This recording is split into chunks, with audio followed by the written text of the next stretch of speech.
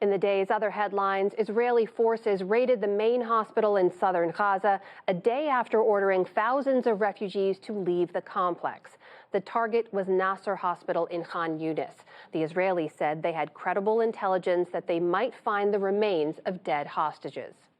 Because Hamas terrorists are likely hiding behind injured civilians inside Nasser Hospital right now, and appear to have used the hospital to hide our hostages there too. The IDF is conducting a precise and limited operation inside Nasser Hospital.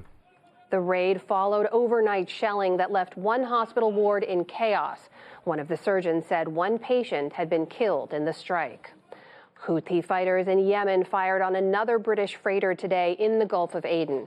A British security firm says the bulk carrier suffered minor damage. Yesterday, the U.S. military staged 4 strikes on Houthi sites inside Yemen. The group is aligned with Iran and says it's retaliating for Israel's offensive in Gaza. In the war in Ukraine, Russia and Ukraine traded missile fire, adding to the civilian death toll. The Russians struck Kharkiv in the east, Zaporizhia in the south, Kyiv in the north, and Lviv in the west, and killed at least 5 people.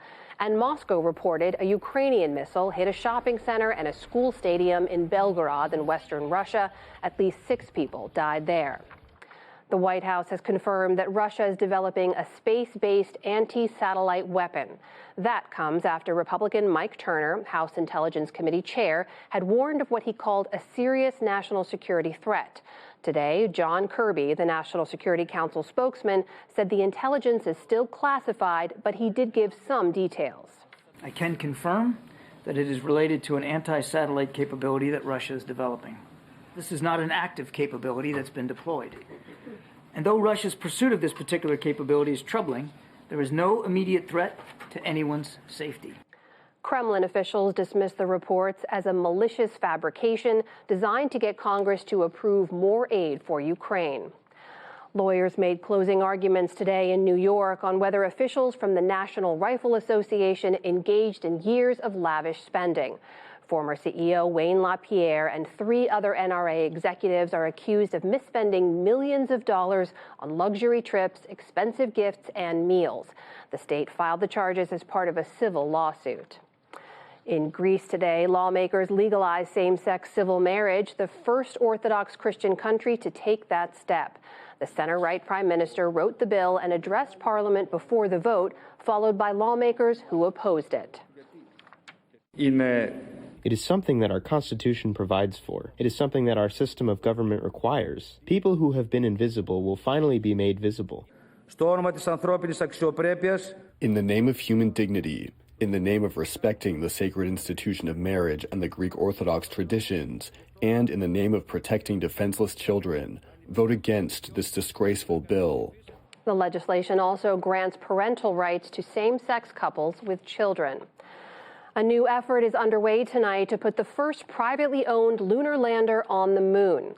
Intuitive Machines of Houston launched its Odysseus spacecraft early today. That was on a SpaceX rocket that blasted off from Cape Canaveral. It's expected to attempt a moon landing next Thursday. In economic news, Japan has now officially fallen into recession. That's after new data showed the country's economy contracted for a second straight quarter. And on Wall Street, stocks moved higher as interest rates eased on the bond market. The Dow Jones Industrial Average gained 348 points to close at 38,773. The Nasdaq rose 47 points. The S&P 500 added 29. Still to come on the News Hour, the push for diversity at colleges and companies comes under siege. The state of Arizona becomes a model for mental health hotlines. And a new film documents how some of the greatest pop stars came together for one night in 1985 to make history. This is the PBS NewsHour from WETA Studios in Washington and in the West from the Walter Cronkite School of Journalism at Arizona State University.